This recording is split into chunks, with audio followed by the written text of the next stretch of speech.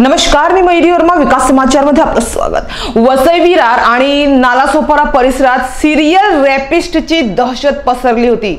आरोपी एकट्या दुकट्या अल्पवयीन मुलींना गाठून जबरदस्तीने त्यांच्यावर लैंगिक अत्याचार करत होता। या आरोपीमुळे पालकांसोबत मुली दिवसाही बाहेर पडण्यास घाबरत होते। या नराधमाला अटक करण्यात आता वसई विरार गुन्हे शाखा कक्ष 2च्या युनिटला मात्र यश आलं आहे। गुजरातच्या सुरत मध्ये आरोपी लपून बसला होता। या आरोपीने तुडीज आणि आचोडा हद्दीत 2 अल्पवयीन मुलींवर लैंगिक अत्याचार आणि विनयभंग केल्याचे पोलिसांच्या तपासात निष्पन्न झालं आहे। या आरोपीने आणखी किती गुन्हे केले आहेत याचा तपास पोलीस करत आहे। आरोपीला वसई गुन्हे शाखेने आचोडा पोलिसांच्या ताब्यात दिले असून शुक्रवारी त्याला वसई न्यायालयात हजर केले असता त्याला 4 दिवसांची पोलीस कोठडी मिळाली असल्याचे पोलिसांनी सांगितले। बगावत शंकर मारवाडी वय वर्ष 28 असे या विकृत आरोपीचे नाव आहे।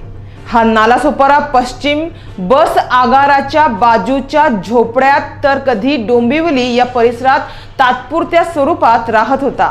मात्र हा मूळचा राजस्थानच्या पाली जिल्ह्यातील राहणारा आहे। 13 फेब्रुवारी रोजी नालासोपारा पूर्व आचोडा पोलीस ठाण्याच्या हद्दीतील 7 वर्षाच्या अल्पवयीन मुलीला धाक दाखवून तिच्या बिल्डिंग मध्ये येऊन जबरदस्तीने इमारतीच्या टेरेसवर नेऊन तिच्यावर अनैसर्गिक अत्याचार करून तो फरार झाला होता।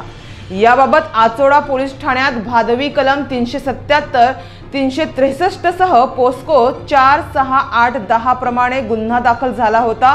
गुन्ह्याचे गांभीर्य ओळखून वसई गुन्हे शाखा कक्ष 2चे प्रभारी पोलीस निरीक्षक शाहूरज रणवरे यांच्या नेतृत्वाखाली पोलीस पथकाने समांतर तपास केला असता आरोपी अजमेर रेल्वेने गुजरातकडे जात असल्याची माहिती पोलिसांना मिळाली।